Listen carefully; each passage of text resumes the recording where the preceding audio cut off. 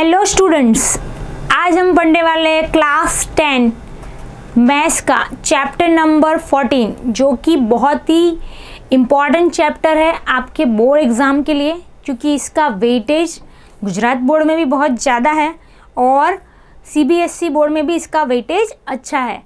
तो चलिए आज स्टार्ट करते हैं इस चैप्टर को, जिसका नाम है प्रोबेबिलिटी।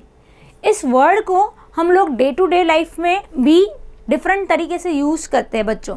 जैसे कि अगर कोई पूछे कि आप के 100 मार्क्स मैथ्स में आने की संभावना क्या है, तो संभावना मतलब पॉसिबिलिटीज़।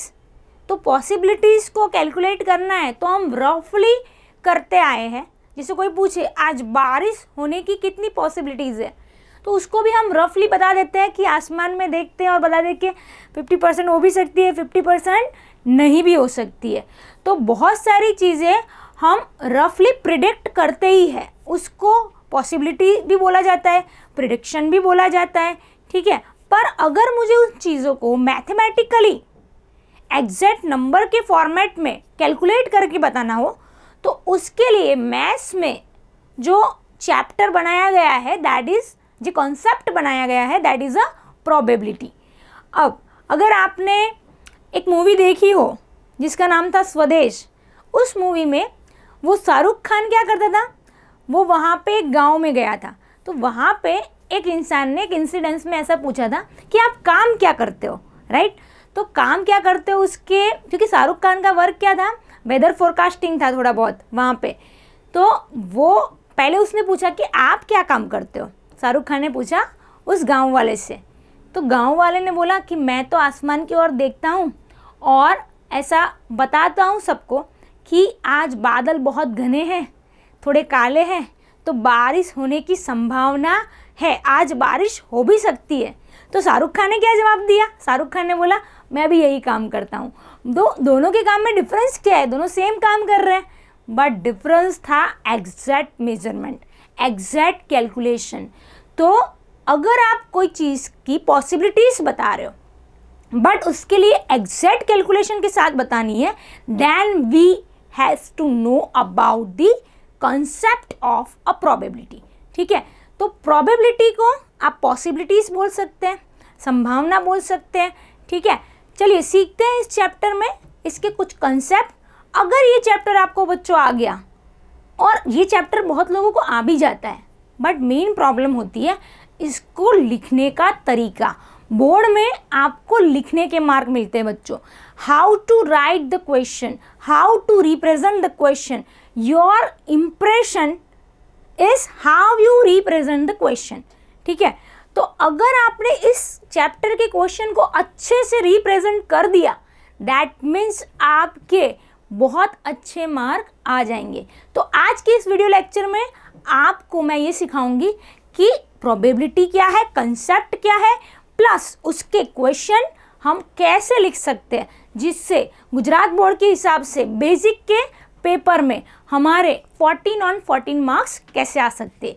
तो पूरा वीडियो एंड तक देखिएगा, जुड़े रहिएगा। चलिए स्टार्ट करते हैं बच्चों, बड़ा मज़ा आने वाला है। पहले तो इसका थोड़ा कंसेप्ट जो मैंने बताया उसको स्टेटमेंट के फॉर्म में समझ लेते हैं। क्या लिखा है, the chance that anything happen, किसी भी चीज़ को, किसी भी घटना को, किसी भी सिचुएशन को अकर करने के क्या क्या चांसेस है, that is known as a probability.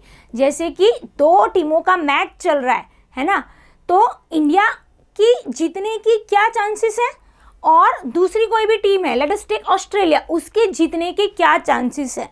तो वो जो कैलकुलेशन होती है वो कुछ डेटाबेस को यूज़ करके करते हैं, राइट। तो वो जो कैलकुलेशन होती है, अभी हमें सिर्फ बहुत इजी कंसेप्ट पढ़ना है, मतलब ऊपर ऊपर से पढ़ना है। इसका डिटेल, ये बहुत वास्ट एरिया है, उसका डिटेल अब आगे के स्टैंडर्ड में पढ़ोगे। तो अगर मुझे ये चेक करना है कि इंडिया के जीतने के क्या चांसेस है और ऑस्ट्रेलिया के जीतने के क्या चांसेस है, तो वो वर्क करता है, वो हम कैलकुलेट कर सकते हैं प्रोबेबिलिटी चैप्टर से, ठीक है। तो यहाँ पे 10th के लेवल पे हम लोग सिंपल एक फॉर्मूला पढ़ेंगे बच्चों। इस चैप्टर में हमें सिर्फ 2 फॉर्मूला पढ़नी है। अगर हमारी 2 फॉर्मूला आ गई, मतलब हमारा पूरा चैप्टर नंबर 14 हमें आ जाएगा।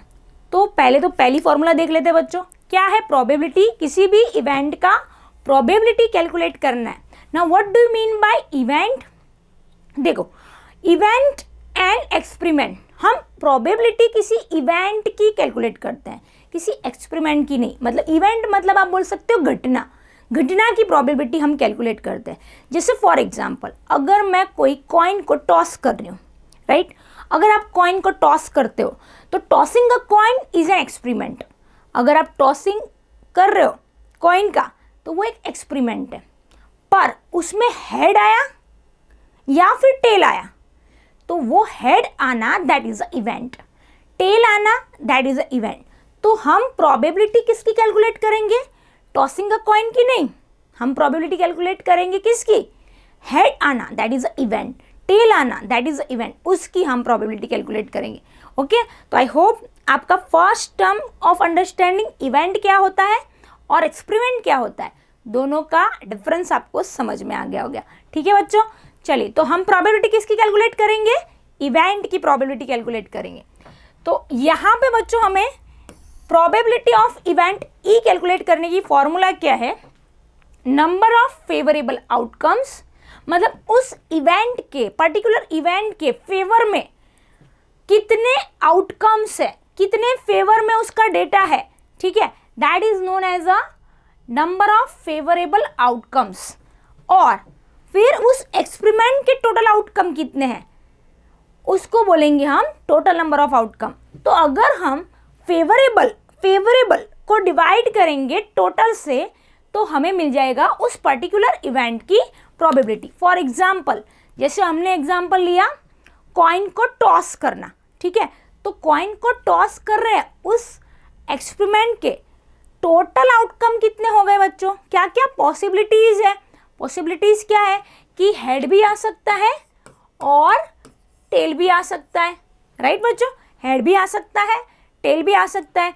तो हेड और टेल दोनों मिला के टोटल नंबर ऑफ आउटकम कितने हो गए? 2। तो इसमें टोटल 2 हुआ। बट पर्टिकुलर इवेंट हेड ही आए, उसकी पॉसिबिलिटी क्या है? उसके फेवर में अगर एक ही बार को हम कॉइन को टॉस कर रहे हैं तो हेड आए, उसके फेवर में कितने आउटकम हो गए? तो हेड आए, उसके फेवर में एक ही आएगा, क्योंकि एक बार अगर आप कॉइन को टॉस करोगे तो हेड एक ही बार आ सकता है, राइट? तो इसके फेवर में कितने आउटकम हो गए? 1। सो इस इवेंट की प्रोबेबिलिटी यहाँ पे लिखोगे, पहले ऐसा लिखना, फेवरेबल आउटकम कितने हो गए? 1। तो अब हम फेवरेबल को डिवाइड करेंगे टोटल से, so P of H is equal to 1/2।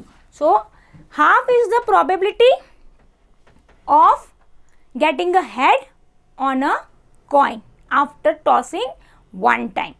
वैसे ही टेल आने की प्रोबेबिलिटी क्या है बच्चों? 1/2। दोनों की प्रोबेबिलिटी क्या आ जाएगी? हाफ, मतलब 50%, 50%। ठीक है, easy. So I hope first formula is clear. साथ साथ में आप नोट डाउन भी करते जाना, आप बीच में वीडियो को पॉज करके स्क्रीनशॉट भी ले सकते हो। ठीक है, चलिए तो आगे बढ़ते हैं विद द नेक्स्ट अपना एनसीईआरटी का फर्स्ट एक्सरसाइज। बच्चों अभी इसमें बहुत सारे बेसिक डेफिनेशंस हैं जो कि एमसीक्यू के फॉर्मेट में या फिर ऑब्जेक्टिव्स के फॉर्मेट में पूछे जाते हैं। तो हम पहले अगर थियोरेटिकली लिखें और फिर ऑब्जेक्टिव सॉल्व करें, उससे बेटर है कि हम ऑब्जेक्टिव के साथ ही उसका थियरी समझ लेते हैं। तो एक ही चीज़ आपको बार बार नहीं लिखनी पड़ेगी और आपका कंसेप्ट भी इजीली सॉल्व हो जाएगा। चलिए सीखते हैं। पहले तो एक यहाँ पे टर्म आता है, एक फॉर्मूला बनाई जा रही है, उसके लिए एक कंसेप्ट समझते हैं बच्चों। That is a concept called complementary events. Complementary events,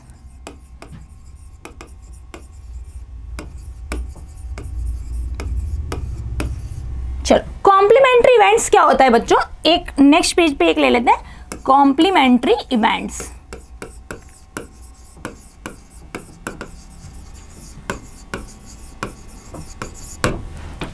ठीक है। कॉम्प्लीमेंट्री इवेंट्स क्या होता है बच्चों, अगर कोई दो इवेंट्स एक दूसरे के टोटल ऑपोजिट है then we can say that both the events are complementary.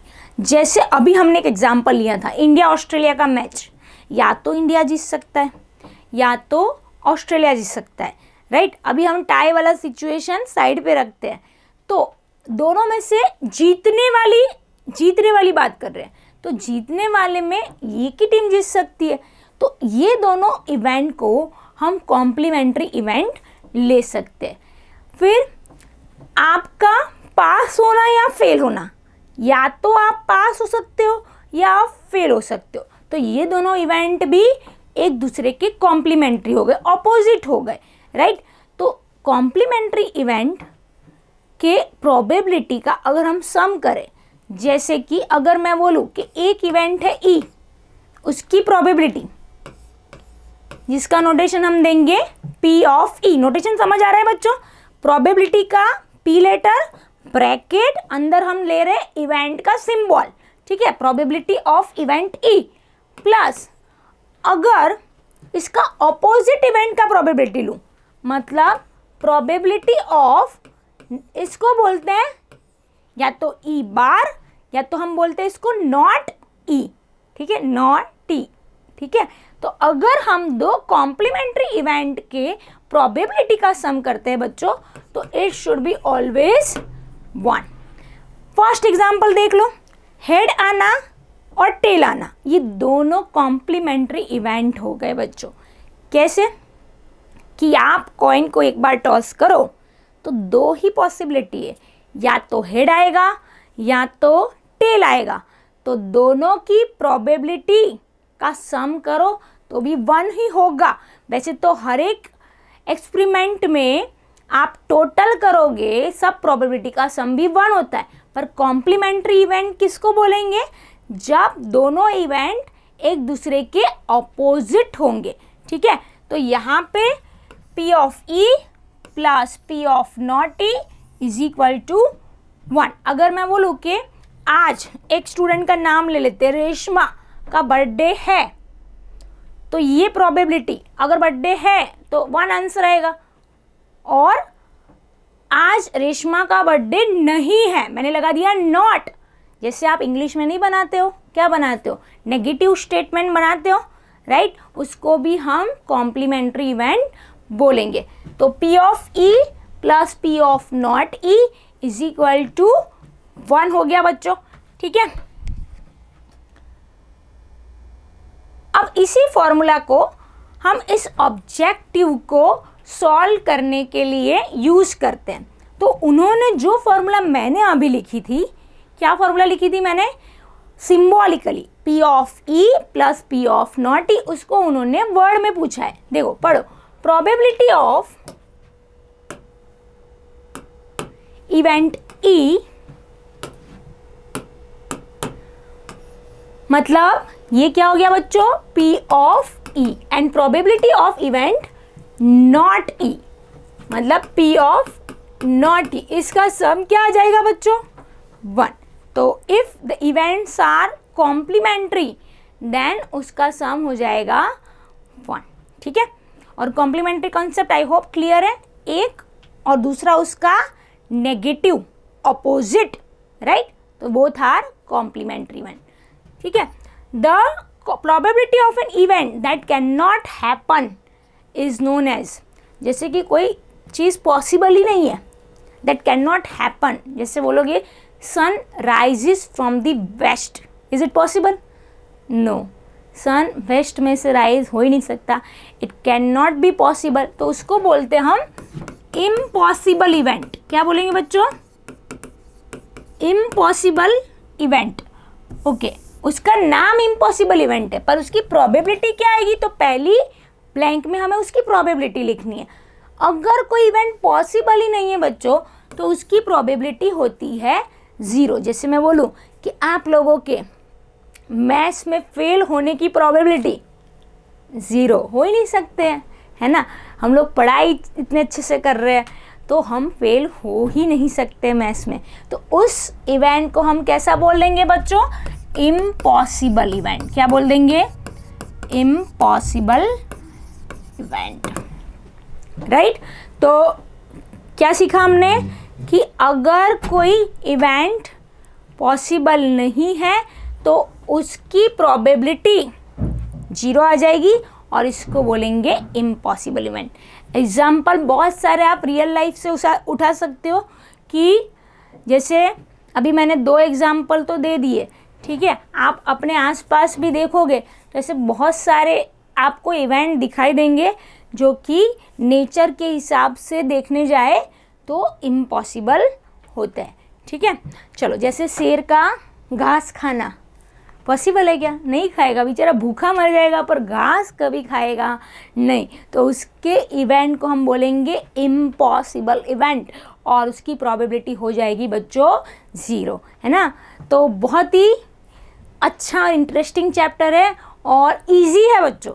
सिर्फ आपको क्या करना है, एक बार ये वीडियो देख लेना है, ठीक है। चलो आगे बढ़ते हैं। The probability of an event that is certain to happen is, the probability of that event is 1। 100%। अगर 0 से 1 को आप परसेंटेज में देखने जाओ, दैट कैन बी, हम ऐसा देख सकते हैं, उसको ऐसे भी देख सकते हैं कि 0 मतलब 0% और 1 मतलब 100%। तो एक ऐसी इवेंट बच्चों जो कि होने ही वाली है, 100% पॉसिबिलिटी पता ही है होने ही वाली है। मतलब कल सुबह तुम उठो कि ना उठो, तुम बोर्ड का एग्ज़ाम देने जाओ कि ना जाओ, मैं इधर पढ़ाने आऊँ कि ना आऊँ, बट सूरज जानते हो ना, सन, कौन? सन, SUN, सन, वो तो अपने टाइम से आने ही वाला है। मतलब sun rises from the east, वो श्योर इवेंट है। कैसा है? Sure event. और उसकी प्रोबेबिलिटी क्या है बच्चों? 1, 100%। तो श्योर इवेंट बोलेंगे या फिर उसको बोलेंगे सर्टेन इवेंट। क्या बोलेंगे बच्चों? Certain event, right. चलिए आगे बढ़ते हैं, ज़्यादा टाइम नहीं देते हैं इसको। The sum of the probabilities of the elementary events of an experiment क्या होता है? 1 अभी बताया। P ऑफ H की probability half, P of T की प्रोबेबिलिटी हाफ, दोनों का सम करोगे 1। एक्सपेरिमेंट के जितने भी इवेंट्स है उन सब की प्रोबेबिलिटी का अगर आप सम करते हो, एलिमेंट्री इवेंट्स है ना, मतलब स्टार्टिंग से जो इवेंट बन रहे उसका आप प्रोबेबिलिटी का सम करते हो तो हमेशा बच्चों होता है 1, ठीक है। तो ये आप याद रखना। और जैसे इम्पॉसिबल चीज़ का प्रोबेबिलिटी क्या है? 0, मतलब लोएस्ट में से लोएस्ट प्रोबेबिलिटी 0 आएगी और हाईएस्ट से हाईएस्ट क्या आएगा? 1। जैसे आपके मार्क्स, अपने बोर्ड में नेगेटिव मार्किंग तो है नहीं, तो लोएस्ट से लोएस्ट कुछ भी ना लिख के आए, है ना, तो भी उसके मार्क 0 तो आ ही सकते हैं, 0 के नीचे तो जाएगा नहीं। और कुछ भी सब कुछ लिख के आए, एक्स्ट्रा क्वेश्चन भी लिख के आए, section B, section C, section D सब भर भर के लिख के आए, तो वो भी 100 से ऊपर तो जाएगी नहीं। तो लोअर बाउंड्री 0, अपर बाउंड्री 1। वैसे ही probability of an event is greater than और इक्वल टू, 0 से बड़ा होगा, एंड लेस देन और इक्वल टू 1। इसको सिंबॉलिकली अगर लिखना हो तो आप ऐसे लिख सकते हो, 0 लेस देन और equal to P of E less than और इक्वल टू 1, राइट बच्चों। मतलब P ऑफ E किसी भी इवेंट की प्रोबेबिलिटी 0 होगी, कौन से? इम्पॉसिबल की, या 0 से ज़्यादा होगी, या फिर 1 से कम होगी, या फिर 1 हो सकती है। इसका मीनिंग ये होता है, राइट बच्चों। तो ये बहुत ही इजी ऑब्जेक्टिव हमने सॉल्व कर दिए। आई होप आपको इतना इजीली समझ में आ रहा है, ठीक है। चलिए आगे बढ़ते हैं बच्चों। तो मैथ्स कैसा होता है? एकदम मज़ेदार, क्योंकि बिना मैथ्स के, मैथ्स एक थेरेपी होता है बच्चों। अगर आपको कुछ भी कंटाला आता है, मज़ा नहीं आ रहा है, बोर हो रहा है, 2 क्वेश्चन लेके बैठ जाओ जो आपसे बन नहीं रहे हैं, आप सब भूल जाओगे, है ना। मैं ऐसा करती हूँ, आप भी ऐसा कर सकते हो, ठीक है। चलो, which of the following can not be the probability of event.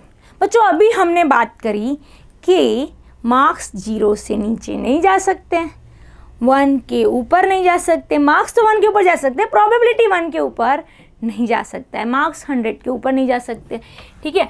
तो negative can not be the probability, क्योंकि प्रोबेबिलिटी की लिमिट क्या है बच्चों, प्रोबेबिलिटी की लिमिट इज 0 to 1। ये फॉर्मूला याद रखो, P of E less than or equal to 1। So your answer is -1.5। Negative can not be the probability. हम ऐसा नहीं बोल सकते इसके जीतने तो -5% चांसेस है ना, ऐसा नहीं बोल सकते ना, राइट। पॉजिटिव होगा बच्चों। अब एक सिंपल सा ऑब्जेक्टिव अगेन बच्चों, P ऑफ E की आपको वैल्यू दी है और आपको पूछा है what is the probability of P of not E।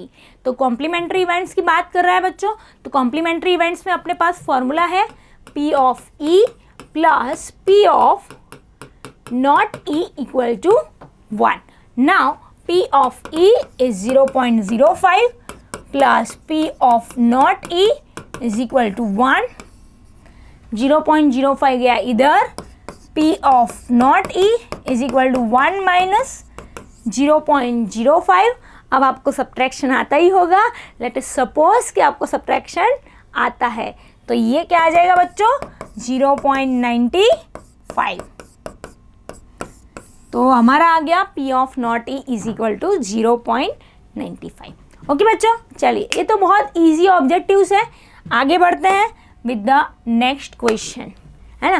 Probability एक मज़ेदार चैप्टर है बच्चों, ऐसे हंसते खेलते बातें करते करते मैथ्स भी हो जाता है और मार्क्स भी आ जाते हैं। आई होप आपको बड़ा मज़ा आ रहा है। कंटिन्यू करते हैं नेक्स्ट क्वेश्चन के साथ।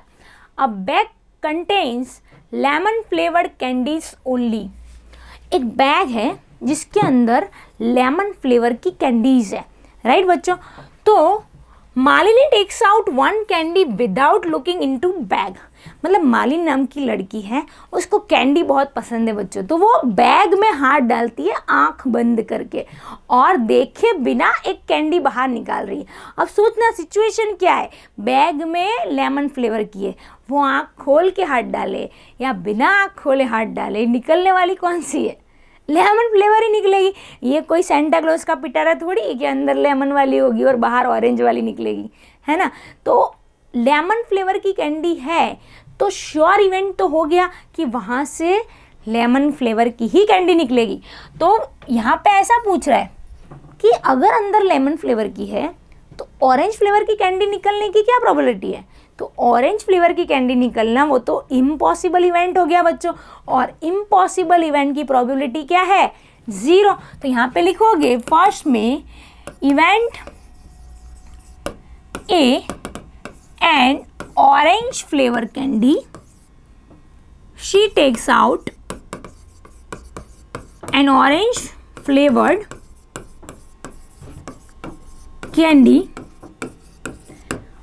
because the bag contains a lemon flavored candy। ऐसा लिख सकते हो, because bag contains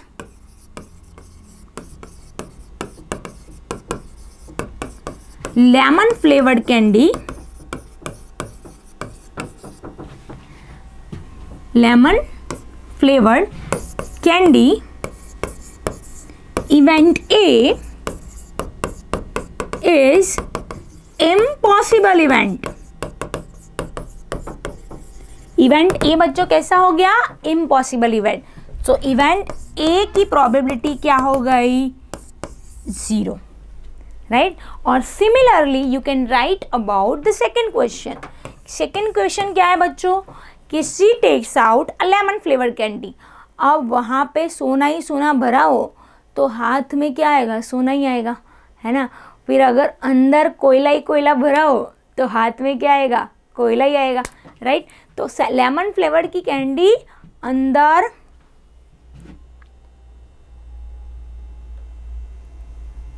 ऑलरेडी सारी लेमन फ्लेवर की भरी हुई है, तो ये कैसा हो गया सर्टेन इवेंट। सेकंड क्या हो गया बच्चों, सर्टेन इवेंट। तो इसकी प्रोबेबिलिटी क्या हो जाएगी 1।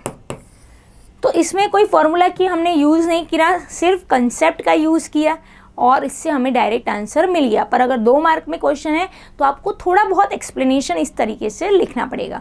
आई होप कि आपको ये समझ आ रहा है। ठीक है बच्चों, चलो आगे बढ़ते हैं।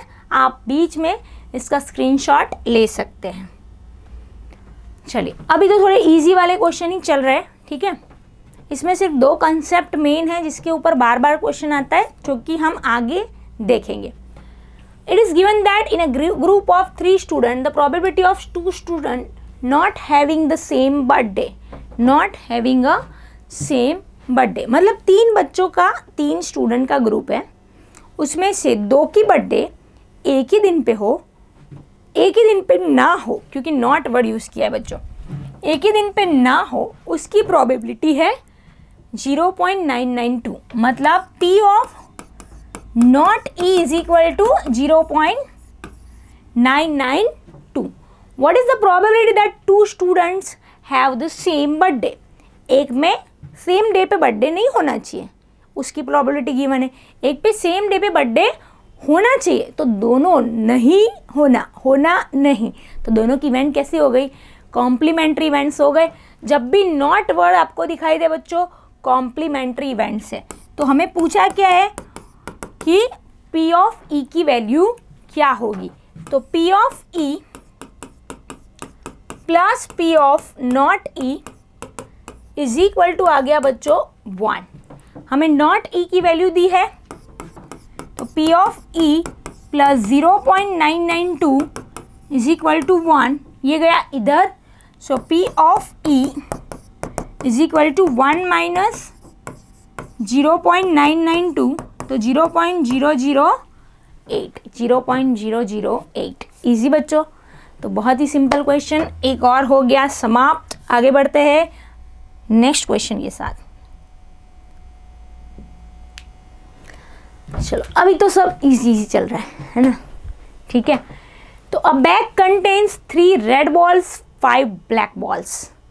तो देखो, अब एक्चुअल में how to write a probability question जिससे आपको टीचर एक भी मार्क कट नहीं करेगा और आपको फुल मार्क्स देगा। ठीक है, कई बार बच्चे प्रोबेबिलिटी में क्या करते हैं, सीधा सीधा आंसर लिख के आते हैं, और 4 मार्क का क्वेश्चन अगर प्रोबेबिलिटी में आता है, जो कि गुजरात बोर्ड में आता है बेसिक के पेपर में, तो फिर उनको 4 में से 2 ही मार्क मिलते हैं, राइट? तो कैसे लिखे जिससे टीचर जेब में से मार्क्स दे दे, मतलब इम्प्रेस हो जाना चाहिए कि क्या बंदे ने बहुत सही लिखा है, मार्क दे दो, है ना? तो हमें उसको लिखने का तरीका सीखना है। ठीक है बच्चों, चलो। अ बैग कंटेन्स 3 रेड बॉल। अभी सबसे पहले आपको प्रोबेबिलिटी की फॉर्मूला लिख देनी। चलिए, तो शुरुआत करते हैं बच्चों प्रोबेबिलिटी की फॉर्मूला के साथ। ठीक है, कोई अच्छा सा कलर सिलेक्ट करते हैं, है ना?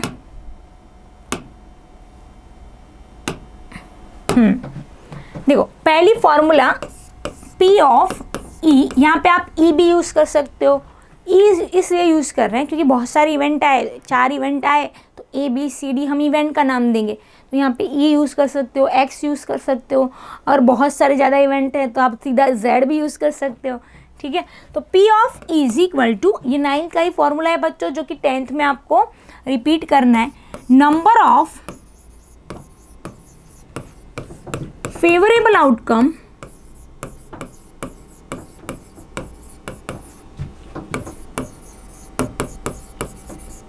मतलब इवेंट टी के फेवर में कितने हैं, upon total number of outcome.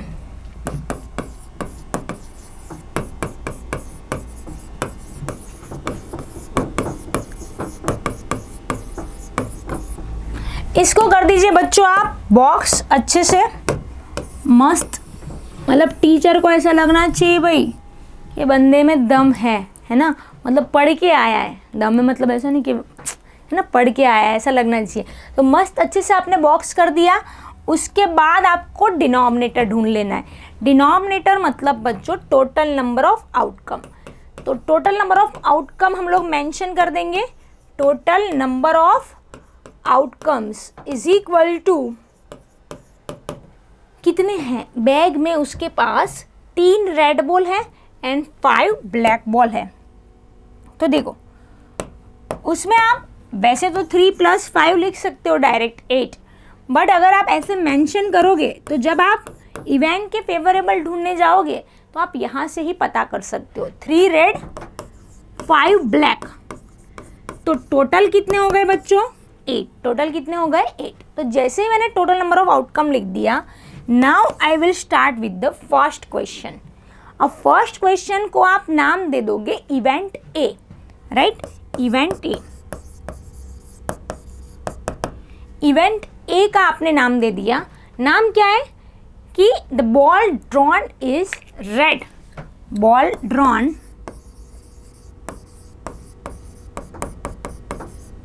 Is,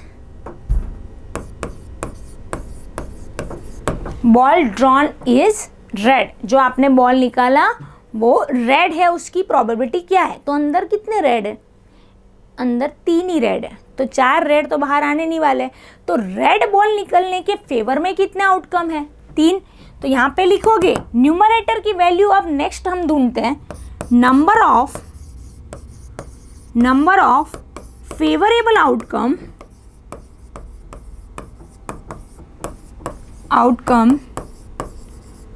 of event A is equal to 3।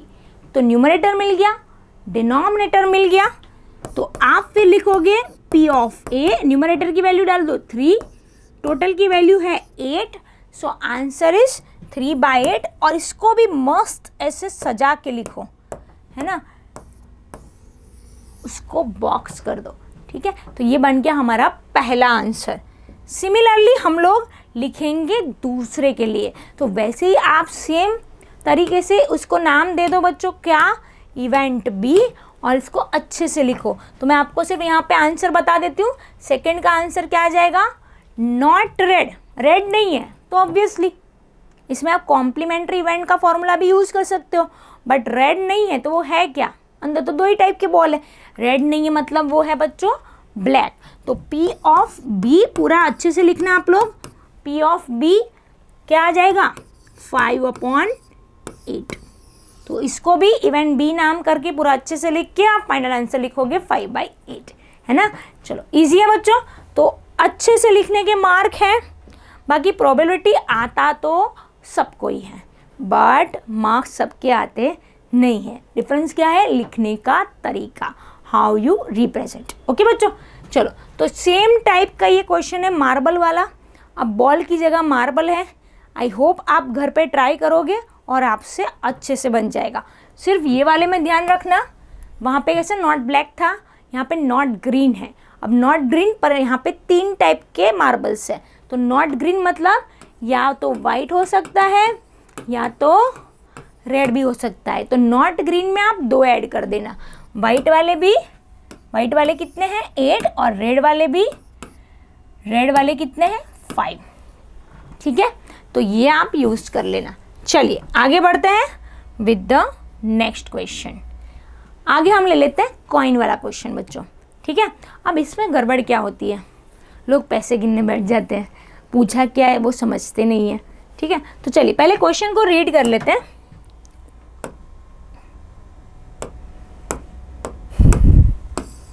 A piggy bank contains 150 पैसा कॉइन, 50 रुपीज़ 1 कॉइन्स। इसको लिखते जाते हैं। क्वेश्चन को हमेशा एनालाइज करना सीखो बच्चों, क्योंकि दिक्कत कहाँ आती है, टीचर बता देता कि ये है ना, तो बच्चे लिख लेते ये है, फिर कैलकुलेशन फॉर्मूला लिख देते हैं, थोड़ा बहुत कैलकुलेशन करते हैं, फिर नीचे अटकते हैं कैलकुलेशन पार्ट पे। तो सबसे पहले 2 चीज़ों में बच्चे अटकते हैं। पहला कौन सा? How to analyse a question. दूसरा मतलब स्टार्टिंग और एंडिंग में अटक रहा है, बीच वाला उनको आ जाता है। ठीक है, तो वही नहीं करना है, हमेशा क्वेश्चन को रीड करना है बच्चों।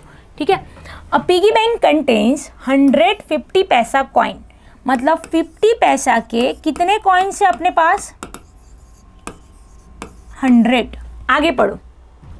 50 रुपीज़ 1 कॉइन्स, 50 कॉइन्स है ₹1 के, तो ₹1 के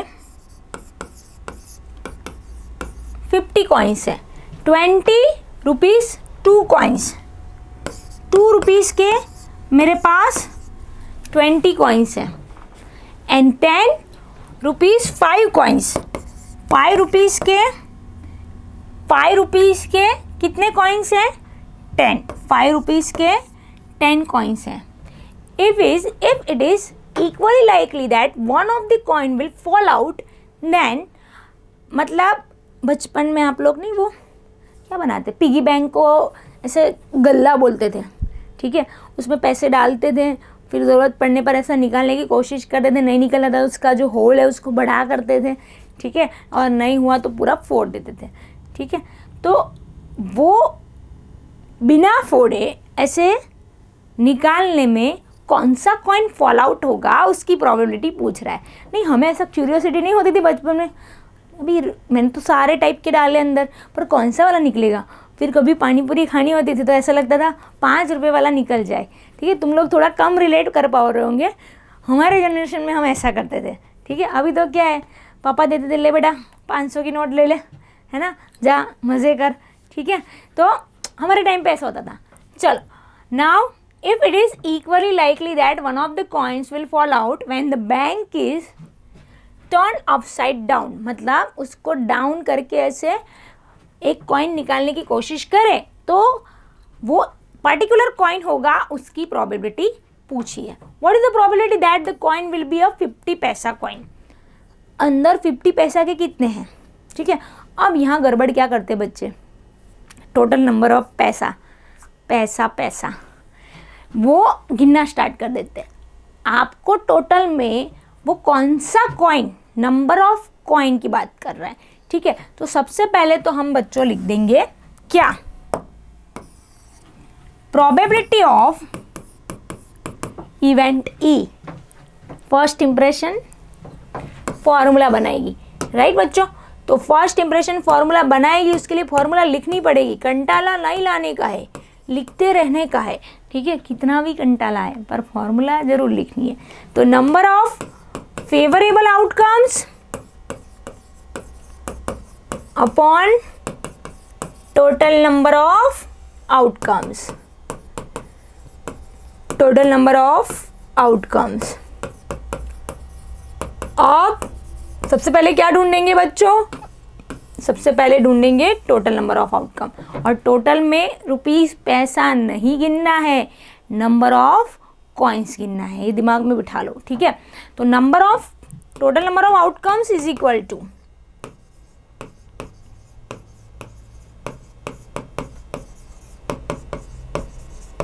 total number of outcome is equal to 150 रुपया देगा नहीं, ये 150 कॉइन्स की बात कर रहा है, ठीक है। 100 plus 50 150 170 plus 10 that is 180। I hope बच्चों आपको लेक्चर, देखो पढ़ाई को अगर आप बर्डन समझोगे ना तो आपको मज़ा नहीं आएगा।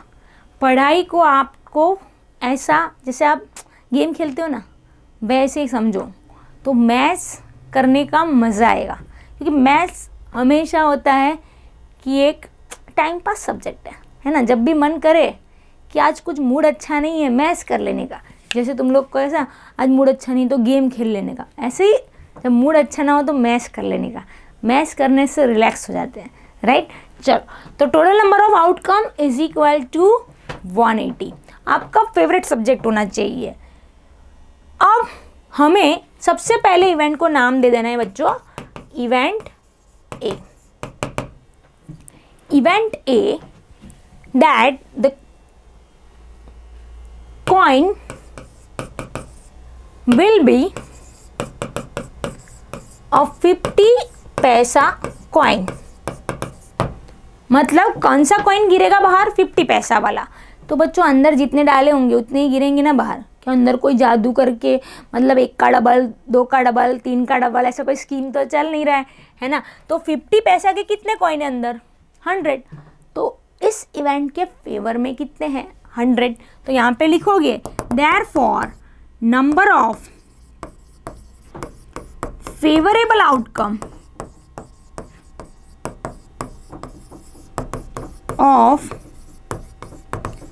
Event A is equal to 100। इस इवेंट के फेवर में 100 है। So final answer P of A is 100 by 180, right बच्चों। तो 0 0 उड़ गया। अब यहाँ से सबको डिवीजन करने में दिक्कत होती है ना, कुछ लोगों को नहीं भी होती है, कुछ लोगों को होती भी है, राइट। तो हम लोग इसको थोड़ा और इजीली करें बच्चों, तो क्या कर सकते हैं, आप इसका ऐसा फैक्टराइजेशन लिखो जिसमें एक नंबर कॉमन आ रहा हो, ठीक है। तो हम लिख सकते हैं 2 5 ज़ा 10 एंड 2 9 ज़ा 18। तो क्या हुआ बच्चों, 2 2 हो गया कट, तो आंसर आ गया 5 बाई 9। तो पहले इवेंट का प्रोबेबिलिटी क्या आ गया बच्चों, 5 बाई 9। तो इसको आप अच्छे से P of A is equal to 5 by 9 लिखो और इसको अच्छे से आप बॉक्स कर दीजिए, ठीक है। तो हमेशा ही एक अच्छा टीचर के ऊपर इम्प्रेशन रहेगा और उसको अच्छे से दिखेगा कि भाई ये इसका आंसर परफेक्ट आ चुका है, ठीक है। नाउ अभी सेकंड जो है, will not be a ₹5 coin, 5 रुपये का कॉइन नहीं है। मतलब अगर वो 5 रुपये वाला नहीं है तो 5 वाले को कट कर दो। तो 5 रुपये का नहीं है मतलब बाकी 3 होंगे, बाकी 3 में से एक होगा, तो बाकी 3 को आप ऐड कर दो। तो कितना आएगा, 100 + 50 + 20, दैट इज ये हो गया 150 एंड 20 हो गया 170। तो 170 अपॉन 180। तो इसको आप नाम दे दो बच्चों इवेंट बी। इवेंट बी का नाम क्या देंगे हम, it is will not be a ₹5 coin, will not be a ₹5 coin, वो 5 रुपये का कॉइन नहीं है, राइट। तो हमें अभी काउंट किया 5 रुपये का नहीं है, तो 50 का होगा, 1 का होगा, 2 का होगा, तो ये हो गया बच्चों 170। तो यहाँ पे लिखोगे that therefore number of favourable outcome, number of favourable outcome of event B is equal to, कौन से 3 ऐड करने हैं, 150 + 20 + 10 है, देख लेते एक बार, 150 + 20 मतलब 100 + 50 + 20, तो कितना हो गया 170। वैसे आप डायरेक्ट भी लिख सकते हो, पर आपको जब पढ़ो तब याद रहे कि हमने ऐसे काउंटिंग करी है। तो P ऑफ B क्या हो जाएगा, फेवर में कितने हैं 170, तो 170 टोटल कितने हैं 180, 0 0 कट, तो ये हो गया आपका आंसर बच्चों 17 बाई 18। इसको कर देंगे हम बॉक्स, ठीक है। तो ये क्वेश्चन भी हो गया समाप्त, ठीक है। आगे बढ़ते हैं with the next question. Next question बहुत ही ईजी है और थोड़ा इंटरेस्टिंग भी है, राइट। चलिए देखते हैं। Gopi buys a fish from a shop for his aquarium, मतलब एक्वेरियम तो पता है ना, घर पे वो मछली घर, उसको बोलते हैं एक्वेरियम। तो गोपी नाम की लड़की एक एक्वेरियम के लिए, अपने घर के लिए फिश खरीदने जा रही है। The shopkeeper takes out 1 fish at random from the tank containing, अब वो जहाँ खरीदने गई है उसने फिश को एक टैंक में, बड़े से टैंक में रखा हुआ है, और वो टैंक में से वो मछली बाहर निकल रहा है, और टैंक के अंदर कौन कौन सी फिश है, तो 5 मेल फिश है और 8 फीमेल फिश है। तो टैंक के अंदर टोटल कितने फिश हो गए बच्चों, 5 male + 8 female, that is 13 fish है। तो पहले तो क्या लिखोगे, इसको हम डिस्कस कर लेते हैं, सर डिस्कस कर लेते हैं। आप इसका आंसर अच्छे से जैसे मैंने समझाया वैसे लिख लेना। तो 5 मेल + 8 फीमेल, तो टोटल कितना हो गया, टोटल नंबर ऑफ आउटकम कितने हो गए बच्चों 13, टोटल नंबर ऑफ आउटकम हो गए 13। आप अच्छे से फॉर्मूला लिखना और फिर टोटल नंबर ऑफ आउटकम लिखना। Now what is the probability that the fish taken out is a male fish, मतलब मेल फिश ही बाहर निकले टैंक में से, उसकी प्रोबेबिलिटी क्या है। तो मेल के फेवर में कितनी है भाई, 5 ही है। तो क्या लिखोगे, P of A is equal to 5 by 13।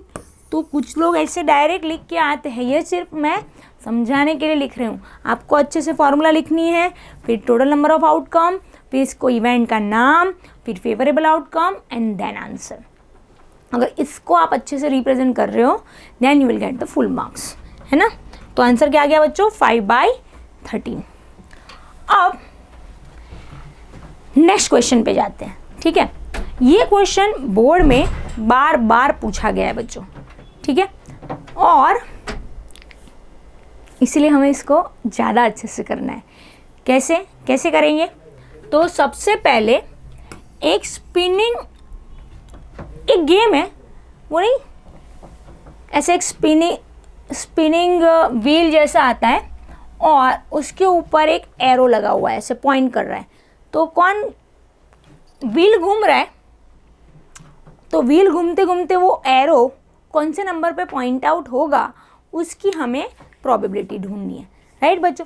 तो सबसे पहले व्हील पे 8 ही नंबर है, तो 8 में से ही किसी एक नंबर को पॉइंट आउट करेगा, तो टोटल नंबर ऑफ आउटकम कितने हो गए, 8 ही हो गए, राइट। तो सबसे पहले हम लिखते हैं अपना favourite, that is P of E is equal to number of favourable outcomes upon total number of outcome.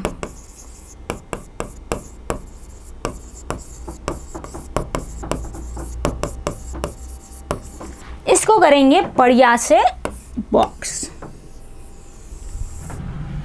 ठीक है बच्चों। नाउ फिर हम मेंशन करेंगे टोटल नंबर ऑफ आउटकम। तो बच्चों 8 नंबर है, तो टोटल नंबर ऑफ आउटकम कितने हो जाएंगे, total number of outcomes,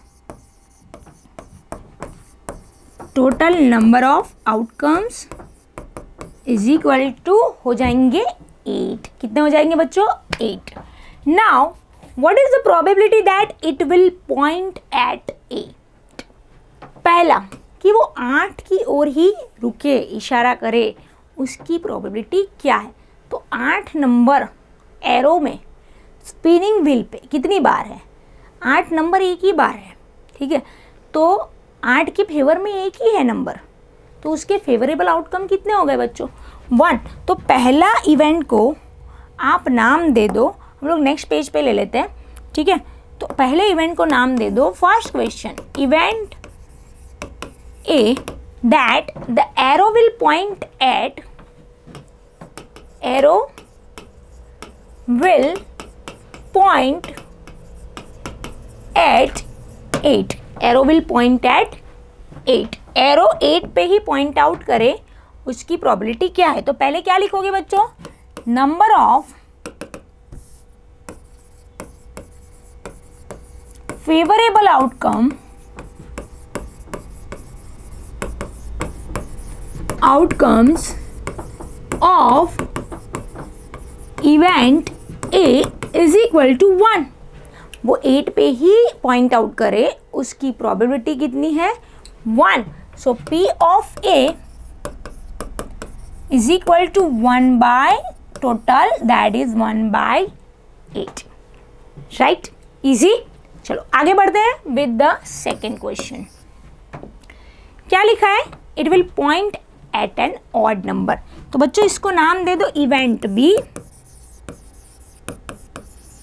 that it will point at an odd number. It मतलब arrow, arrow will point at an odd number. तो 1 to 8 में ऑड नंबर कौन कौन से बच्चों, तो आपको काउंटिंग करनी पड़ेगी कि ऑड नंबर है 1, 3, 5, 7। तो कितने ऑड नंबर हुए बच्चों, 4, ठीक है। कौन कौन से, 1, 3, 5, 7, समझने के लिए लिखा है आपके। Therefore number of favourable outcome of event ए हो गया 4। Number of favourable outcome of event ए हो गया 4, क्योंकि 4 नंबर है ऑड नंबर्स और उसी के फेवर में है, मतलब ऑड नंबर के फेवर में है 4 नंबर, राइट बच्चों। तो P ऑफ A हो गया 4/8 और 4/8 मतलब क्या होता है, 4 के टेबल में 8 आता है कि नहीं, तो 4/8 हो जाता है बच्चों 4 2 ज़ा 8, so answer is 1/2। So P of A is equal to 1/2। तो वीडियो को पॉज कर दीजिए और इसको थोड़ा स्क्रीनशॉट ले लीजिए या फिर नोट डाउन कर दीजिए।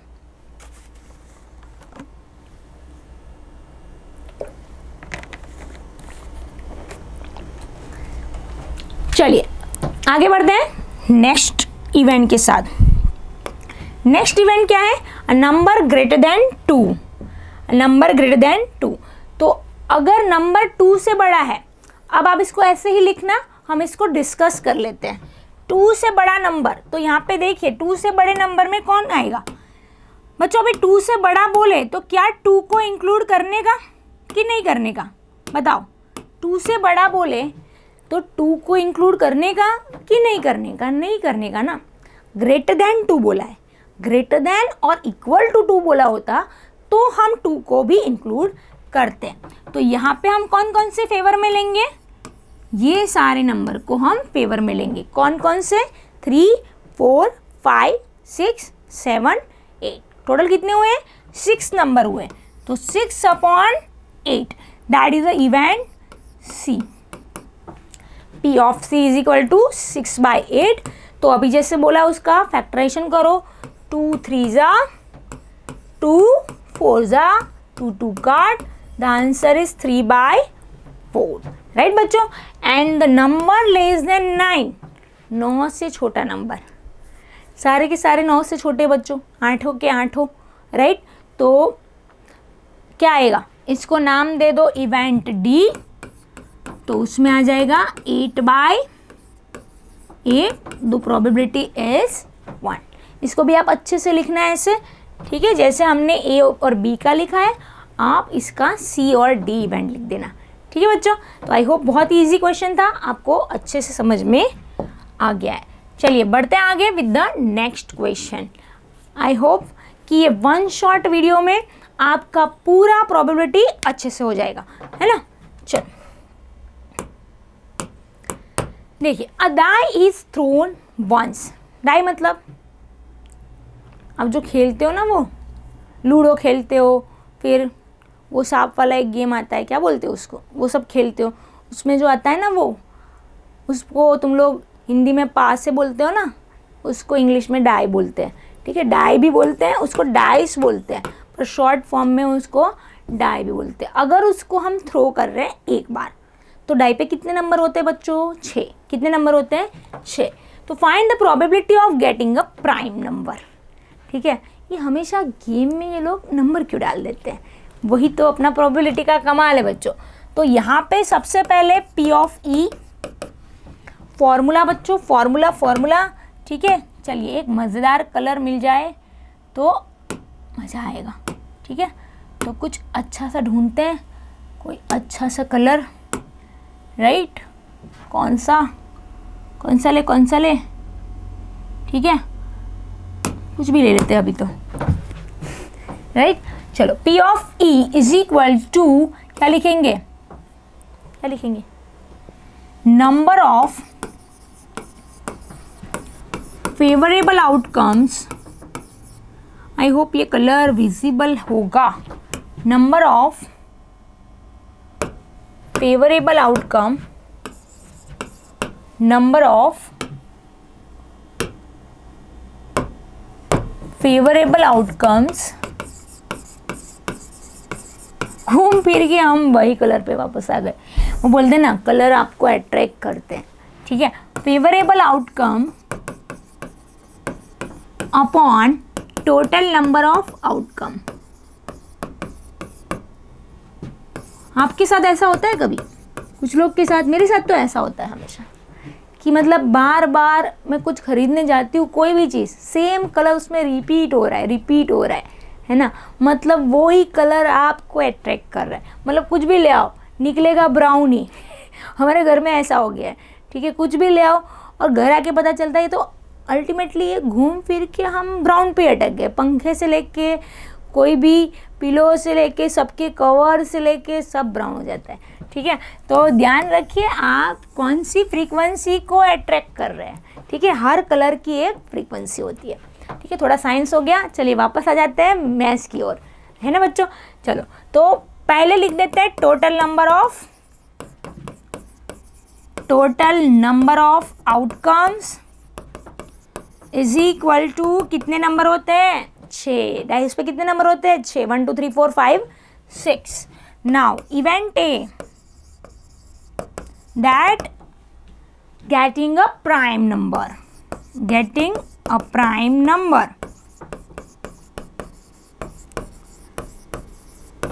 तो प्राइम नंबर क्या होता है बच्चों। तो अगर आपको बहुत ज़्यादा उसकी डेफिनेशन में नहीं जाना है तो ऐसा याद करो, बचपन में आप लोग वो एलसीएम एचसीएफ ढूंढते थे, इवन आप चैप्टर 1 में भी ये प्राइम फैक्टराइजेशन कर रहे हो, तो जो नंबर्स आप यूज़ कर रहे हो है ना वो सारे प्राइम नंबर है। और उसका कंसेप्ट बताने जाऊँ तो एक ऐसा नंबर जिसके 2 ही सगे वाले हैं, कौन, वो खुद का और 1, मतलब उसके 2 ही फैक्टर पॉसिबल है, वो number itself and 1, it is known as a prime number. आप 2 को ऑब्जर्व करो, उसका या तो 2 फैक्टर है या फिर 1, मतलब वो वही 2 नंबर से डिविजिबल होंगे। चलो अब गेटिंग अ प्राइम नंबर तो हमें कितने मिले 1 to 6 में 2 3 5, ऊपर नहीं जाना है 6 के बाहर, तो कितने मिल गए 2 3 5, टोटल कितने मिले 3। तो फेवर में कितने हैं, therefore number of favourable outcome of event A is equal to 3, number of favorable outcome of event A is equal to 3, so P of A is equal to 3 by 6 and that is equal to बच्चों 1 by 2, so P of A is equal to 1 by 2, that is my answer। and second one number lying between 2 and 6, अब इसको थोड़ा discuss ही कर लेते हैं, right. 2 and 6 के बीच में कौन कौन से नंबर लाई कर रहे हैं, देखो अपने पास इतने नंबर हैं 1 2 3 4 5 6, तो 2 और 6 के बीच में, मतलब आपको 2 and 6 को काउंट नहीं करना है, तो कौन से आएंगे 3 4 5, मतलब 3 हुए, तो 3 by 6, answer is 1 by 2। And odd number कौन कौन से हो गए 1 3 and not 6, 1 3 and 5, it is an odd number. तो अगेन फेवर में कितने हो गए 3, तो 3 by 6, आंसर इज 1 by 2। पर लिखना कैसे बच्चों, ऐसे, पर ये तो वीडियो अननेसेसरी बहुत बड़ी ना हो जाए, इसीलिए मैं थोड़ा डायरेक्ट लिख रही हूँ, ठीक है बच्चों। पर आपको कैसे लिखना है पूरा, राइट। चलो अब आ जाते हैं, बचपन में ये तो सब तूने खेला हुआ है ना, इसकी थोड़ी हम अंडरस्टैंडिंग समझ लेते हैं, ठीक है। तो यहाँ पे कितने टाइप के कार्ड्स होते हैं वो थोड़ा डिस्कस कर लेते हैं, राइट। टोटल जोकर के बिना बच्चों 52 कार्ड्स हैं, जोकर के बिना 52 कार्ड्स हैं, राइट। अब उसमें 2 कलर के हिसाब से डिफरेंशिएट करते हैं पहले तो देखो यहाँ तो सब मैंने ब्लैक कलर ले लिए, पर रेड कलर भी इन्वॉल्व होता है, राइट। तो पहला जो हम बाइफर्केशन कर रहे हैं that is on the basis of colour. तो 52 कार्ड्स में से 26 कार्ड्स बच्चों होते हैं रेड कलर के, किसके, रेड कलर के, और 26 कार्ड्स बच्चों होते हैं किसके, ब्लैक कलर के,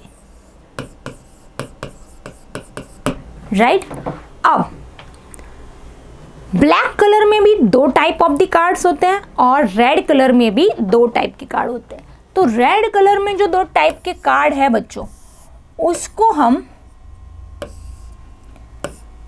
पहला नाम देते हैं, दैट इज उसमें 13 कार्ड्स होते हैं और उसको हम बोलते हैं हार्ट, जिसका शेप कुछ हार्ट जैसा ही होता है बच्चों, ठीक है। और यहाँ पे तो नहीं दिख रहा है, सब काली फल्ली हम ले लिए हैं, ठीक है, हम ऐसे लोकल लैंग्वेज में बोलते हैं इसको, ठीक है। और दूसरे जो 13 कार्ड्स होते हैं वो होते हैं डायमंड के, रेड कलर में बच्चों, डायमंड कुछ इस तरह का उसका शेप होता है, ठीक है। दोनों का कलर कैसा होता है, रेड कलर, ओके। और इसका जो नाम है वो उसके जो सिंबल है उससे मैच करते हैं, तो याद रखने में इजी रहता है। जैसे हार्ट, तो shape is like a heart, and diamond, then the shape is like a near to the diamond shape, ठीक है।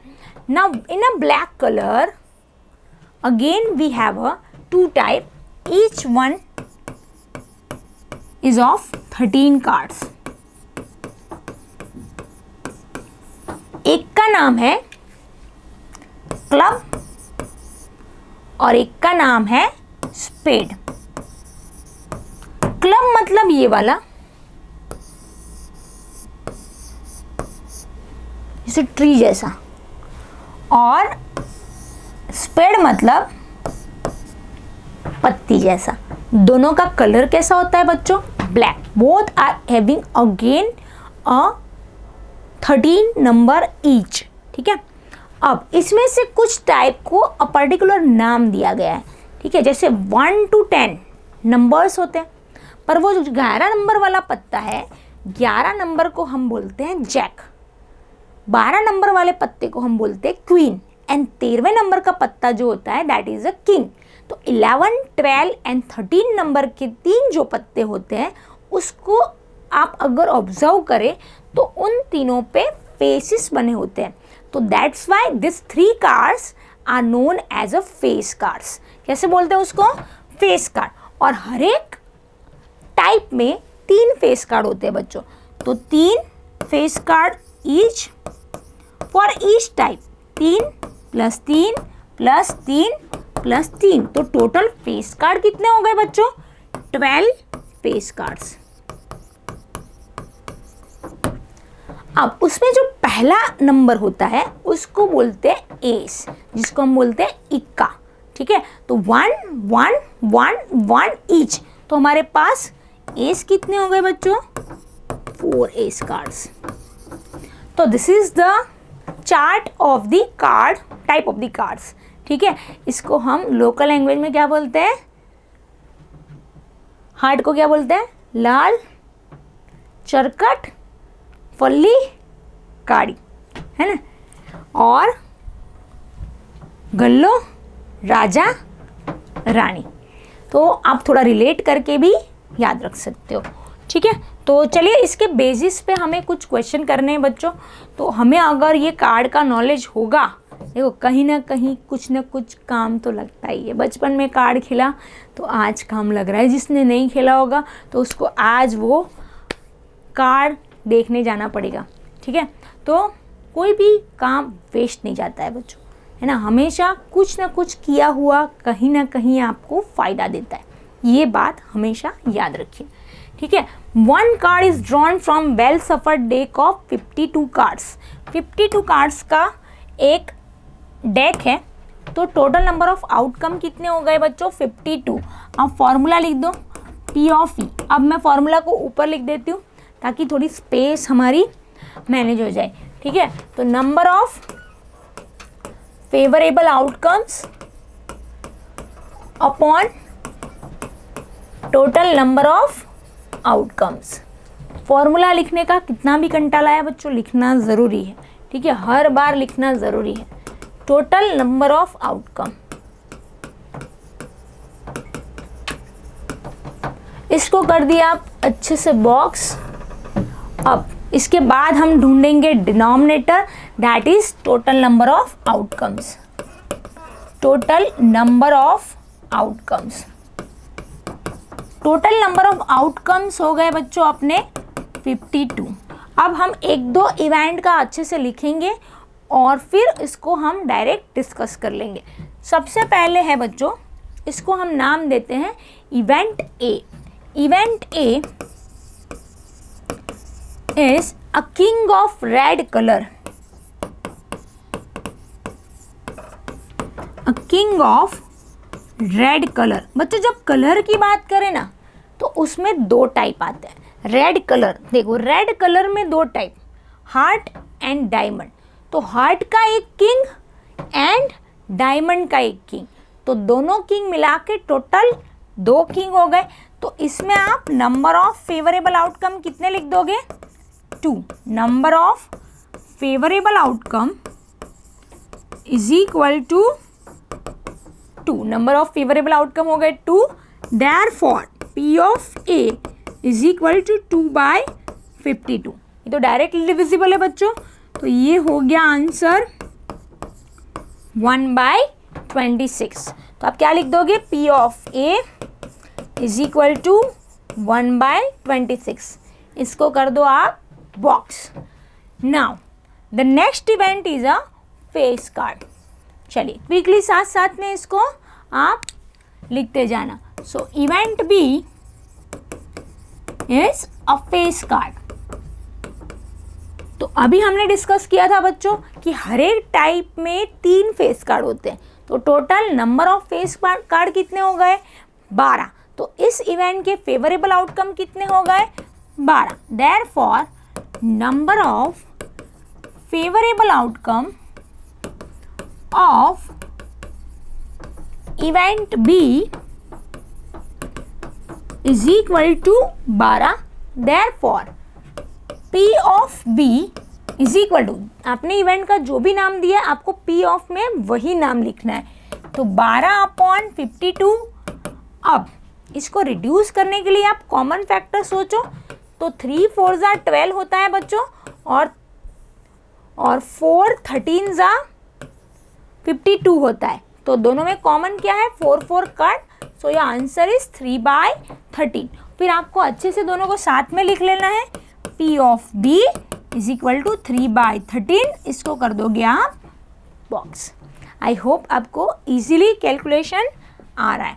Now let us discuss about the remaining. आप उसको भी अच्छे से लिखना, ठीक है?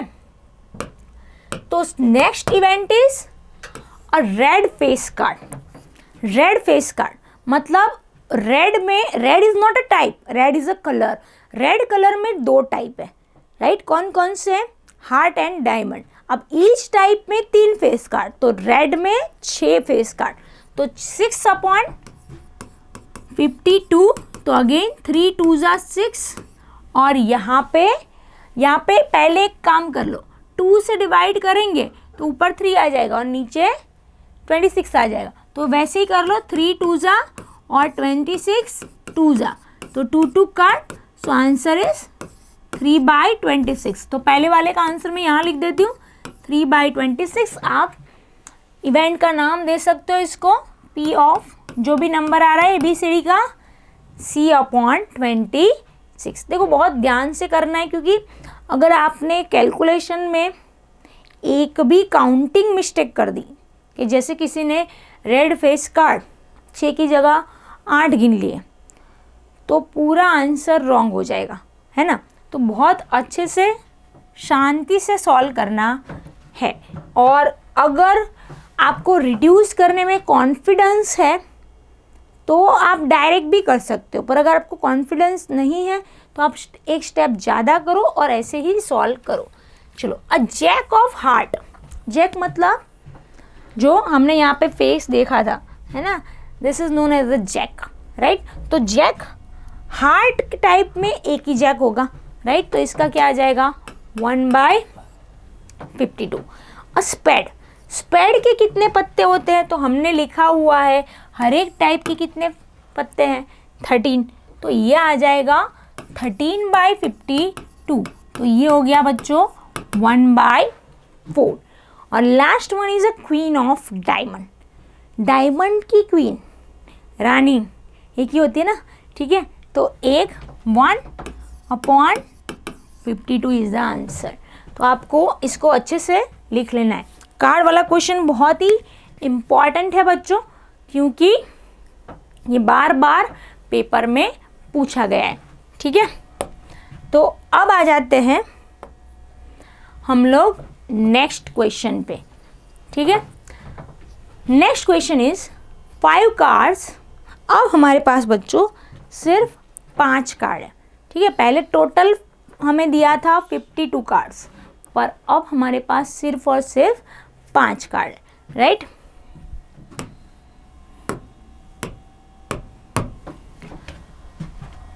The 10, Jack, Queen, King and Ace of what? Of only diamonds. तो हमारे पास सिर्फ 5 कार्ड है, राइट। अब तो यहाँ से फॉर्मूला स्टार्ट करो, लिखो P of E is equal to number of favourable outcome, number of favourable outcome upon total number of outcome, total number of outcome। इसको कर दो बच्चों box, number of favourable outcome upon total number of outcome. अब कितने total cards अपने को दिए हैं, that is my total number of outcome. तो अपने को दिए 5 कार्ड, तो total number of outcome is equal to, will write 5। Total number of outcome is equal to 5। Now one card is then picked up at random। एक card को randomly pick up किया गया है। What is the probability that the card is the queen? 5 में से एक card को random pick करो तो उसमें क्वीन ही निकले, उसकी प्रोबेबिलिटी क्या है? तो पहला question, event A is the card is queen.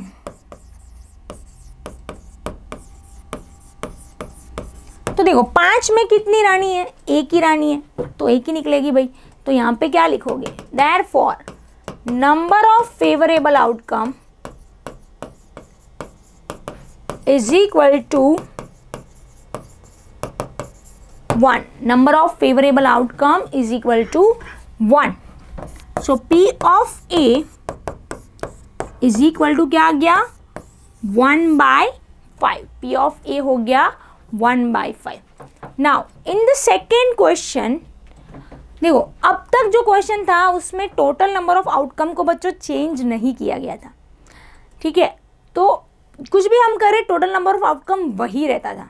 But इस क्वेश्चन में बच्चों टोटल नंबर ऑफ आउटकम को वो लोग चेंज कर रहे हैं in the second question by putting one condition. Condition क्या है?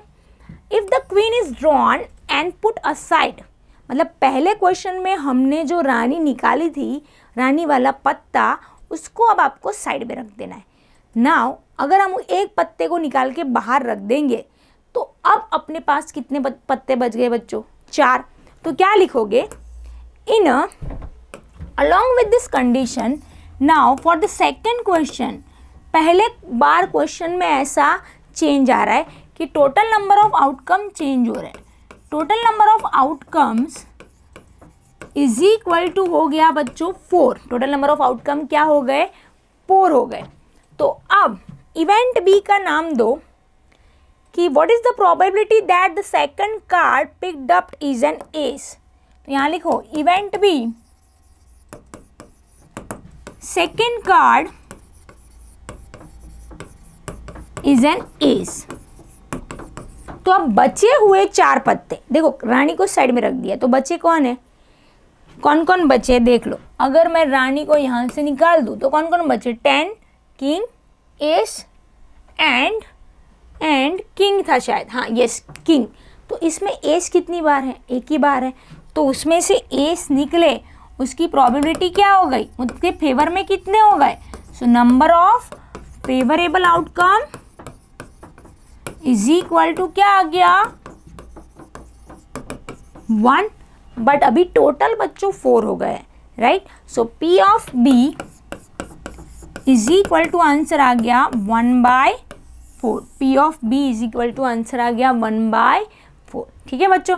तो अब इसी में along with the second question, second का फर्स्ट एंड सेकेंड का सेकेंड इज क्या क्वेश्चन है देखते हैं आगे। कि अब दूसरी बार जो पत्ता निकाला वो एस की जगह अब क्वीन निकले, उसकी प्रोबेबिलिटी क्या है बच्चों? क्वीन तो एक ही थी जो तो हमने साइड में रख दिए, तो अब 4 में एक भी क्वीन नहीं है। अब एक भी क्वीन नहीं है तो क्वीन निकलने की प्रोबेबिलिटी क्या हो गई? 0। तो इसका डायरेक्ट आंसर लिख लेते हैं हम। इसका आंसर आएगा 0/4, दैट इज 0। ठीक है, क्योंकि अंदर क्वीन बची नहीं तो निकलेगी कैसे, है ना? तो ये हो गया आंसर 0। तो आई होप ये क्वेश्चन भी आपको क्लियर है। चलिए बढ़ते हैं आगे नेक्स्ट क्वेश्चन की ओर। ठीक है,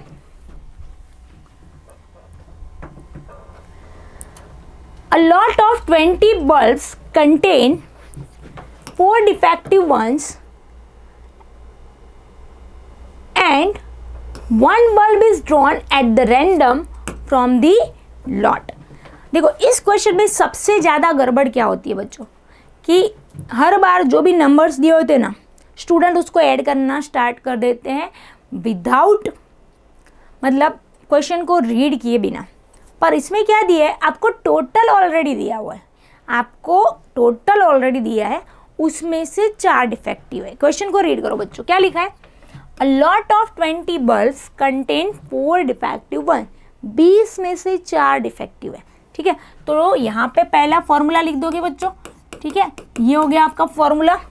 अब टोटल नंबर ऑफ आउटकम लिखेंगे। Total number of outcomes is equal to आ गया 20। अब इसमें उन लोगों ने ऐसा आपको बता दिया है कि 20 में से जो 4 है वो डिफेक्टिव है, 4 है वो डिफेक्टिव है। तो बचे कितने? नॉन डिफेक्टिव कितने बचे बच्चों? 16। 16 वाले 16 नॉन डिफेक्टिव। आप नॉन डिफेक्टिव वर्ड भी यूज़ कर सकते हो और उन्होंने अगर गुड वर्ड यूज़ किया है तो आप गुड वर्ड भी यूज़ कर सकते हो। तो 16 कैसे है? Non defective. ठीक है, अब पहला 1 bulb is drawn at the random from the lot. What is the probability that this bulb is defective? First question है कि वो बल्ब डिफेक्टिव हो, उसकी प्रोबेबिलिटी क्या है? तो उसको क्या नाम दे बच्चों? Event A. चलिए इवेंट ए नाम दे देते हैं कि द बल्ब ड्रॉन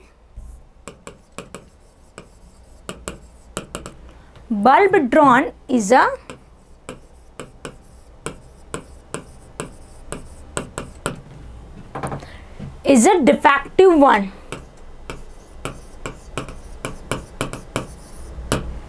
कि जो बल्ब ड्रॉन किया है वो डिफेक्टिव होगा। तो कितने डिफेक्टिव है बच्चों? 4। Therefore number of favourable outcome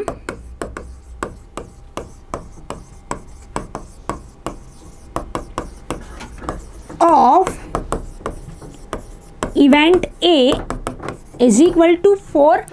event A के फेवर में 4 है, so P of A is equal to 4 by क्या आ जाएगा बच्चों? 20। So answer is 1/4, 5 is 20, so answer is 1/5। Right बच्चों, इजी है। ठीक है, डिफेक्टिव 4 है, टोटल 20 है, so 4/20 that is equal to 1/5।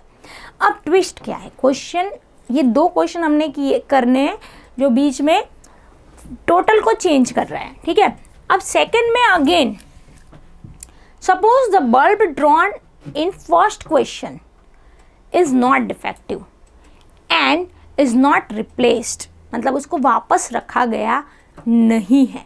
तो यहाँ पे भी आगे जैसे क्वेश्चन की तरह कंडीशन लगा दी कि पहले में जो आपने बल्ब निकाला वो कौन सा वाला था बच्चों? Non defective. मतलब अब 16 में से कितने हो गए? अब 16 में से कितने हो गए? 15 हो गए। ठीक है, तो टोटल कितने हो गए बच्चों? 19 हो गए। कितने हो गए? 19 हो गए। तो क्या लिखोगे? Total number for the second one हम लिखेंगे event B is bulb drawn is.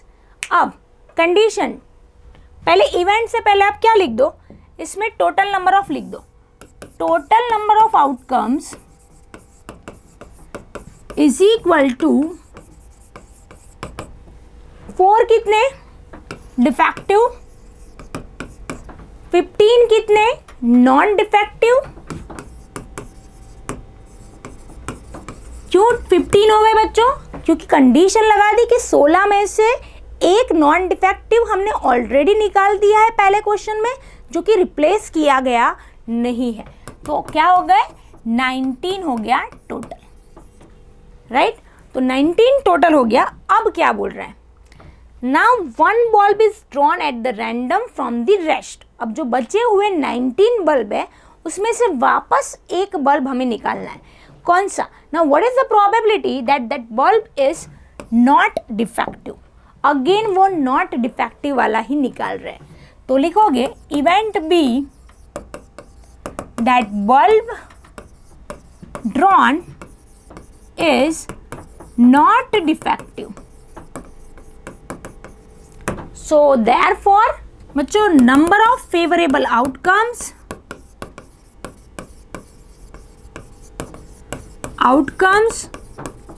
is equal to non defective अभी कितने हैं बच्चों?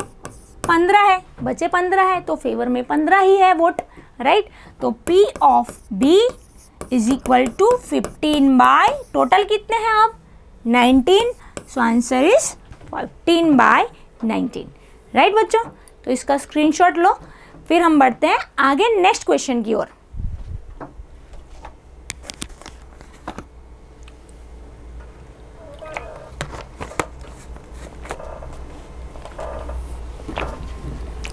चलिए बढ़ते हैं आगे with the next question. A box contain 90 disc which are numbered from 1 to 90। एक बॉक्स है बच्चों, उसके अंदर 1 to 90 लिखा हुआ डिस्क है। डिस्क को मतलब आप एज अ टोकन नंबर भी समझ सकते हो, टोकन देते हैं ना, वो वाला token number. If 1 disc is drawn at the random from the box, find the probability that it bears a 2-digit number, a perfect square number and a number divisible by 5। तो सबसे पहले formula लिखेंगे बच्चों P of E वाली। Now उसके बाद हम लोग लिखेंगे total number of outcome. Total number of outcomes is equal to, total number of outcome is equal to हम लिख देंगे बच्चों, अंदर बॉक्स के अंदर कितने हैं 90, तो टोटल नंबर ऑफ आउटकम कितने हो गए 90 हो गए। टोटल नंबर ऑफ आउटकम क्या हो गए 90 हो गए। अब सबसे पहले हम नाम देंगे इवेंट ए। पहला event A is equal to क्या लिखेंगे, दैट डिस्क ड्रॉन कंटेन्स या तो बियर्स 2-digit नंबर, या तो फिर आप सिंपली लिख दो 2-digit नंबर। देखो 1 to 90 में से अगर मैं 1 digit वाले माइनस कर दूं तो रिमेनिंग हो गए बच्चों 2-digit नंबर। तो 1 to 90 में से 1 digit कितने होते हैं 1 से लेके 9, तो 9 नंबर 1 digit होते हैं, उसको मैं माइनस कर दूं तो 81 नंबर मिलेंगे मुझे 2-digit नंबर। तो यहाँ पे लिखोगे therefore number of favourable outcomes of event A is equal to 90 minus 9, that is equal to 81. So now P of A is equal to 81 by 90। बच्चों दोनों ही 9 के टेबल में आते हैं, 9 9 जा 81 and 9 10 जा 90, 9 9 cut, so answer is 9 by 10। आप इतना भी लिख सकते हो, किसी को 0.9 लिखने का मन कर रहा है तो वो भी लिख सकता है। So P of A is equal to हो गया 9 by 10, राइट। ठीक है बच्चों, तो अब आगे बढ़ते हैं with the perfect square number. ठीक है, चलिए पहले इतना नोट डाउन कर लेना, स्क्रीनशॉट ले लेना, फिर हम ले लेते हैं second event that is a perfect square number. ठीक है, उसका नाम क्या देंगे इवेंट बी बच्चों, इवेंट बी, क्योंकि अब आपको क्वेश्चन समझ में भी आ रहे होंगे, कंसेप्ट भी क्लियर है, तो हम लोग अभी थोड़ी स्पीड बढ़ा रहे हैं, ठीक है। तो event B is a perfect square number. चलो पहले तो मीनिंग समझते हैं बच्चों, परफेक्ट स्क्वायर नंबर होता क्या है। तो एक ऐसा नंबर जिसका हम स्क्वायर रूट निकाल सके तो उसको बोलते हैं परफेक्ट स्क्वायर नंबर। अब तुम लोग 1 to 90 में सबका स्क्वायर रूट निकालने बैठोगे, फिर हर एक का स्क्वायर रूट चेक करोगे, तुम लोग बोलोगे मैडम पॉइंट में भी तो आता है, पॉइंट में तो सबका रूट आता है बच्चों, पर परफेक्ट वर्ड का क्या मीनिंग है कि उसका स्क्वायर रूट होल नंबर आना चाहिए, ठीक है। तो हम हर एक का स्क्वायर रूट निकाल के चेक करें, उससे उल्टा हम रिवर्स प्रोसीजर कर लेते हैं। हम क्या करेंगे कि हम चेक कर लेंगे कि कुछ नंबर का स्क्वायर करेंगे 1 डिजिट वाले, जिसका स्क्वायर 90 क्रॉस नहीं करेगा वो सारे उतने ही हमें परफेक्ट स्क्वायर मिलेंगे। फॉर एग्जाम्पल 1 का स्क्वायर 1, ठीक है, 2 का स्क्वायर करूँ तो 4 हो जाएगा, 3 का स्क्वायर करूँ तो 9 हो जाएगा, 4 का स्क्वायर करें तो 16 हो जाएगा, 5 का स्क्वायर करें तो 25 हो जाएगा, 6 का स्क्वायर करें तो 36 हो जाएगा, 7 का स्क्वायर 49 हो जाएगा, राइट। 8 का स्क्वायर 64 हो जाएगा और 9 का स्क्वायर 81 हो जाएगा। अगर मैं 10 का स्क्वायर इंक्लूड करूं तो 100 हो जाएगा, जो कि ओवर लिमिट चला गया। तो कितने नंबर्स हैं जिसको हम स्क्वायर रूट निकाल सकते हैं? तो ऐसे 9 नंबर है बच्चों। ये सारे नंबर को हम परफेक्ट स्क्वायर बोलेंगे क्योंकि इसका स्क्वायर रूट पॉसिबल है। तो हमने रिवर्स प्रोसीजर करके देखा, समझे बच्चों। Therefore number of favourable outcome of event B is equal to हो गया क्या? इज इक्वल टू क्या हो गया? 9 नंबर्स मिले बच्चों। कितने मिले? 9 नंबर मिले। तो P of B is equal to 9/90। So answer is 1/10। So P of B is equal to 1/10। This is my box. ठीक है बच्चों, चलिए तो आगे बढ़ते हैं विद द थर्ड इवेंट। देखो अब थर्ड इवेंट से हम थोड़ा डिस्कशन स्टार्ट कर देते हैं। आप उसको ऐसे ही लिख देना, a number divisible by 5। Divisible by 5 मतलब आप 5 का टेबल लिखते जाओ। डिविजिबल बाय 5 मतलब कि अगर आप किसी नंबर को डिवाइड करो तो रिमाइंडर 0 आए तो आप उसको 5 का मल्टीपल भी बोल सकते हो कि किस 5 के मल्टीपल्स 1 to 90 के बीच में आ जाते हैं। कितने 5 के मल्टीपल्स 1 to 90 के बीच में आ जाते हैं? तो देखो 5 1 जा 5 करोगे तो आ जाएगा। इसमें भी हमने थोड़ा रिवर्स प्रोसीजर कर लिया। 5 2 जा करोगे तो 10 भी आ जाएगा। वैसे मैक्सिमम सोचो कि 5 को कितने से मैक्सिमम मल्टीप्लाई करूँ तो वो 90 क्रॉस नहीं करेगा। तो वो डॉट डॉट डॉट 5 18 जा बच्चों 90 होता है। अब आप 19 जा करोगे तो ऊपर चला जाएगा। तो टोटल ऐसे आपको कितने नंबर मिलेंगे? 18 नंबर मिलेंगे। मैंने बोला 5 का टेबल लिखते जाओ, ठीक है। तो 5 का टेबल लिखते गए 18 तक पहुँचे तो वो 90 नंबर मिला मैक्सिमम। तो ऐसे 18 नंबर मिलेंगे जो कि 5 से डिविजिबल है, ठीक है, 1 to 90 में। तो 18 डिवाइडेड बाय टोटल हो गया 90। सो event P of C that is 18 5 जा। सो आंसर इज बच्चों 1/5। आई होप आपको समझ में आ रहा है, ठीक है। ऐसे करोगे तो अगर बोर्ड में उन लोगों ने डिविजिबल बाय 5 की जगह 7 भी कर दिया, you can make the answer. Divisible by 8 कर दिया, you can make the answer. रटने की ज़रूरत नहीं है, मैथ्स को रटा जाता नहीं है, ठीक है। फील करना पड़ता है, कैलकुलेट करना पड़ता है, तो ही मज़ा आता है, राइट बच्चों। चलो आगे बढ़ते हैं विद द नेक्स्ट क्वेश्चन। ये तो सिंपल क्वेश्चन है, बहुत ही सिंपल।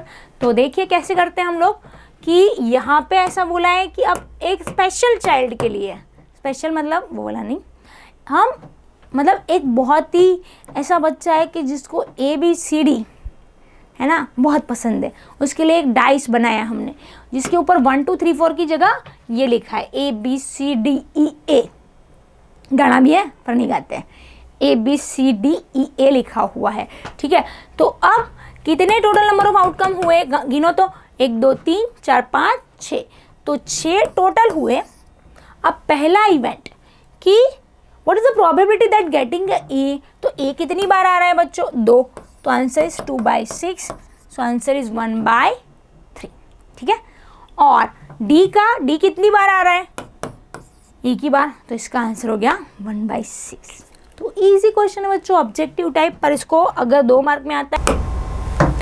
अब ये वाला जो क्वेश्चन है बच्चों, इसमें हमें एक नहीं, डाइस को 2 बार थ्रो करना है। क्या करना है, डाइस को 2 बार थ्रो करना है।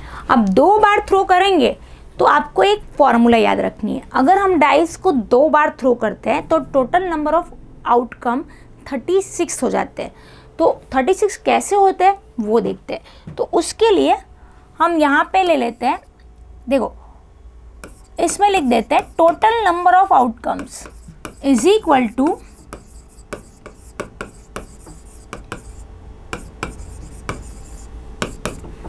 देखो 2 डाइस है तो आप क्या लिखोगे, जैसे 2 कॉइन होता है ना तो 4 आउटकम मिलते हैं, वैसे ही मतलब वहाँ पे हम लोग 2:n का फॉर्मूला यूज़ करेंगे, क्योंकि उसके एक के ऊपर 2 आउटकम, यहाँ पे एक के ऊपर कितने आउटकम होते हैं बच्चों, 6, और उसको मैं दोबारा भी थ्रो करूँ तो 6, तीसरी बार भी थ्रो करूँ तो अगेन 6। तो फॉर्मूला क्या बन रहा है बच्चों, अगर मैं n टाइम्स थ्रो करूँ तो फॉर्मूला बन जाएगा 6:n, where n is what, how many times you have toss the not a coin, how many times you have throw a dice, ठीक है। तो अगर आपने एक बार डाइस को थ्रो किया है तो 1, 2 बार को थ्रो किया है तो 2। सिमिलरली अगर आप 2 डाइस को एक बार थ्रो करते हो तो भी क्या आएगा, सेम फॉर्मूला आएगी, ठीक है। 2 डाइस लो या एक को 2 बार थ्रो करो, दोनों में सेम। तो अभी फिलहाल हमें 6:n के हिसाब से कितनी बार थ्रो करना है, 2 बार, तो 6:2, तो आंसर कितना आ गया बच्चों, 36। अब 36 कॉम्बिनेशन कैसे बनते हैं वो देखते हैं। पहले पे 1 2 3 4 5 6, दूसरे पे भी सेम 1 2 3 4 5 एंड 6। अब कॉम्बिनेशन बनाना है बच्चों कि पहले पे 1 फिक्स कर देते हैं, अब दूसरे पे 1 भी आ सकता है, 2 भी आ सकता है, 3 भी आ सकता है, 4 भी आ सकता है, 5 भी आ सकता है, 6 भी आ सकता है। तो हम क्या लिखेंगे, 1 का और 6 के साथ कॉम्बिनेशन, तो क्या लिखेंगे 1 1 1 2। Now what this order pair represent, this order pair represent कि पहला नंबर पहले डाइस पे आया हुआ नंबर है, दूसरा नंबर दूसरे डाइस पे आया हुआ नंबर है, ठीक है। मतलब अगर दूसरा डाइस नहीं है तो दूसरी बार जब हमने थ्रो किया तब आया हुआ नंबर है, ठीक है। Now 1 3 1 4 1 5 1 6। Now 1 is fix, other are variating. Now 2 is fix, other are variating. तो क्या आएगा 2 1 2 2 2 3 2 4 2 5 2 6 and then 3 is fixed, other are varying। क्या आएगा 3 1 3 2 3 4 3 5 3 1 3 2 3 3 रह गया 3 3 3 4 3 5 3 6। स्पीड रखना बच्चों एग्जाम में इसको लिखने की, ठीक है, क्योंकि इसके बिना क्वेश्चन नहीं होगा। 4 1 4 2 4 3 4 4 4 5 4 6 5 1 5 2 5 3 5 4 5 5 5 6 6 1 6 2 6 3 6 4 6 5 6 6। गिन लेना 36 हो रहा है, ठीक है। अब करना क्या है, प्रोबेबिलिटी किसकी ढूंढनी है। तो आ जाते हैं बच्चों क्वेश्चन की ओर। क्या बोल रहा है, what is the probability that the sum of 2 numbers appearing on the top the dice. मतलब जो डाइस हमने 2 बार थ्रो किया, जो दोनों कॉम्बिनेशन में जो नंबर आए उसका सम 2 हो, उसकी प्रोबेबिलिटी क्या है। तो अब आपको पहले एक बार हम इवेंट का नाम लिख देते हैं और एक ही लिखेंगे बच्चों, फिर तो हम इसमें टेबल में ही बना लेते हैं। Event A that sum of two numbers is 2. Sum on the dice of these two numbers is 2. तो देखो अब हमारे टेबल पे आ जाते हैं। तो ऐसे कितने ऑर्डर पेयर हैं जिनके दोनों का अगर मैं सम करूं, आप इसको एक्स कोऑर्डिनेट वाई कोऑर्डिनेट भी समझ सकते हो, तो 2i। ऐसे कितने हैं देखो, ओनली 1। और कोई नंबर का आप दोनों का एडिशन करो, इसका करोगे तो 2 + 1 3, 3 + 1 4, तो मिनिमम पहला ही नंबर मिल रहा है जिसका सम 2 मिल रहा है। तो 1 + 1 क्या किया 2। तो ऐसा कितने आउटकम है 1, फेवरेबल 1 है बच्चों। तो क्या लिखोगे, therefore number of favourable outcome